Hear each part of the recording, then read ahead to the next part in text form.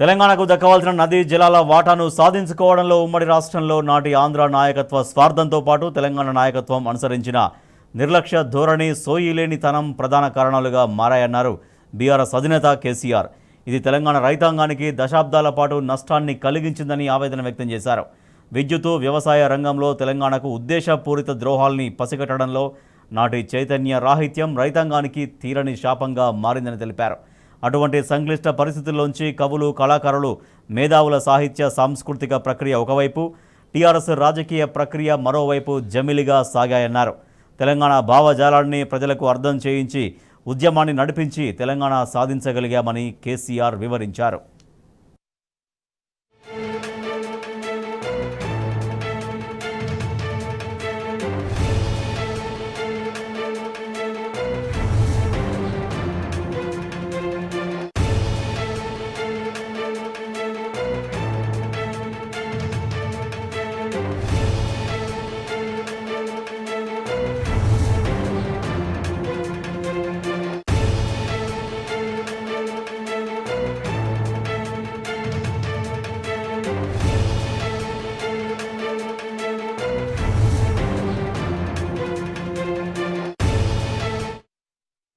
స్వరాష్ట్ర సాధన తర్వాత ఉమ్మడి రాష్ట్రంలో 6 దశాబ్దాల పాటు జరిగిన నష్టాల్ని ఒక్కొక్కటిగా సవరించుకున్నామన్నారు కేసీఆర్.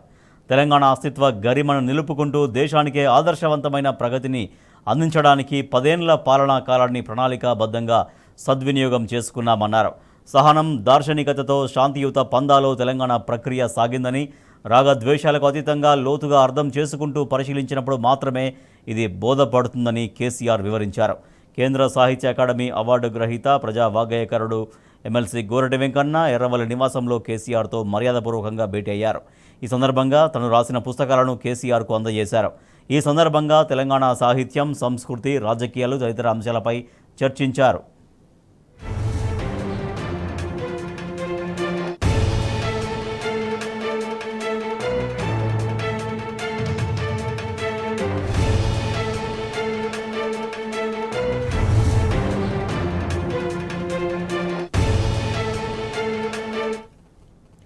శాంతియుత పద్ధతిలో కేసీఆర్ ఉద్యమ ప్రస్థానం సాగిందన్నారు గోరటి వెంకన్న. దేశానికి ఆదర్శంగా 10 ఏళ్ల కేసీఆర్ పాలన సాగించారని గుర్తు చేశారు. అటు సీనియర్ జర్నలిస్టు వర్దెల్లి వెంకన్న రాసిన పిట్టవాలిన చెట్టు పుస్తకాన్ని కేసీఆర్కు అందజేశారు. ఈ సందర్భంగా పుస్తకాన్ని పరిశీలించిన కేసీఆర్ వర్దెల్లి వెంకన్నను అభినందించారు. సమావేశంలో ఎమ్మెల్సీ మధుసూదనాచారి, షేరి సుభాష్ రెడ్డి, మాజీ ఎమ్మెల్యే జీవన్ రెడ్డి, విష్ణువర్ధన్ రెడ్డి పాల్గొన్నారు.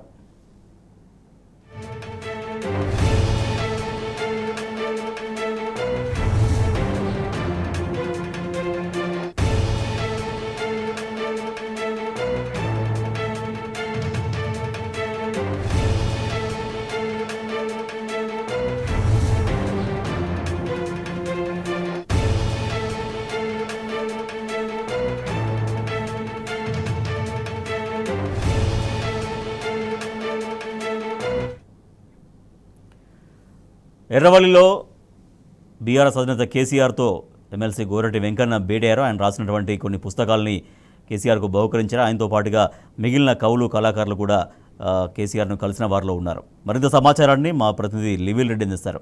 లివిల్ రెడ్డి. రాజేష్, ఇవాళ ఎర్రవల్లి వ్యవసాయ క్షేత్రంలో బీఆర్ఎస్ అధినేత కేసీఆర్ నివాసంలో వర్దెల్లి వెంకట్తో పాటు ఎమ్మెల్సీ గోరటి వెంకన్న కలిశారు. వీరు రచించిన బుక్కులు బీఆర్ఎస్ అధినేత కేసీఆర్ కు అందించారు. సోయిలేనితనంతోనే మొదటి నుంచి తెలంగాణ ఆగం కవి గోరటి వెంకన్న నాటి ఉమ్మడి రాష్ట్రంలో దుర్భరపరిస్థితులు వివరించిన కేసీఆర్ తమ హక్కులను కాపాడుకునే దిశగా ఎప్పటికప్పుడు తెలంగాణ ప్రజలను చైతన్యం నింపడంలో కవులు, రచయితలు ముందుండాలని చెప్పేసి కూడా ఈ సందర్భంగా బీఆర్ఎస్ అధినేత కేసీఆర్ సూచించారు.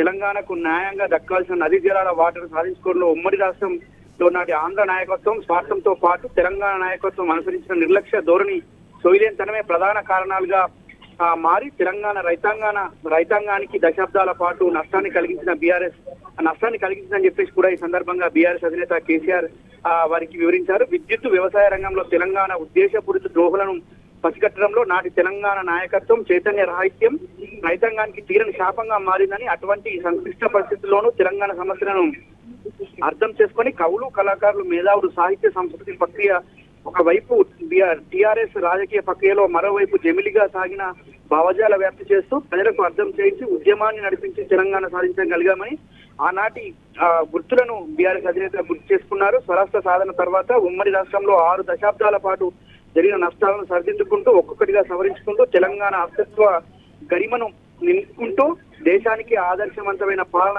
అందించామని 10 ఏళ్ల పాటు పాలన ప్రణాళికబద్ధంగా సద్వినియోగం చేసుకున్నామన్నారు. ఈ సందర్భంగా అయితే ఎంతో సహనంతో దార్శనికతో శాంతియుత పంతాలో చాతుర్యంతో ఉద్యమ కాలం నుంచి నిన్నటి దాకా సాగిన 2.5 దశాబ్దాల ఈ మొత్తం ప్రక్రియను రాగద్వేషాలను అతీతంగా తెలంగాణ ఆత్మతో లోతుగా అర్థం చేసుకుంటూ సూక్ష్మ దృష్టితో పరిశీలించినప్పుడు మాత్రమే బోధపడుతుందని చెప్పేసి కూడా ఈ సందర్భంగా ఏదైతే వర్దెల్లి వెంకటేష్ కావచ్చు, ఇటు గోరెడ్డి వెంకటకు సంబంధించిన సాహిత్య అకాడమీకి సంబంధించిన అవార్డు గ్రహీత ప్రజా వాగ్యకారుడు ఎమ్మెల్సీ గోరెడ్డి వెంకన్న సంబంధించి పుస్తక భేటీకి సంబంధించి కూడా ఈ సందర్భంగా పలు కవిత్వ పుస్తకాలను కేసీఆర్ అందించారు. ఈ సందర్భంగా తెలంగాణ జరిగిన అనేక అంశాల పట్ల కూడా ఇవాళ కేసీఆర్ ఇన్స్టాగోస్లో వారితో పంచుకున్నారు. ప్రపంచ నాయకత్వాన్ని ధీటుగా శాంతియుత పద్ధతిలో కేసీఆర్ ఉద్యమ ప్రస్థానం సాగిందని ఈ దేశానికి ఆదర్శంగా 10 ఏళ్ల పాటు బంగారు తెలంగాణ పాలన సాగిందని గోరెడ్డి వెంకన్న తెలంగాణ శైలిలో సాహిత్య శైలిలో వివరించారు. ఇదే సందర్భంగా సీనియర్ జర్నలిస్టు వర్దెల్లి వెంకటనాథ్ కూడా తన పాలపిట్ట వాలిన చెట్టు అనే పుస్తకాన్ని కూడా ఈ సందర్భంగా బీఆర్ఎస్ అధినేత కేసీఆర్ కు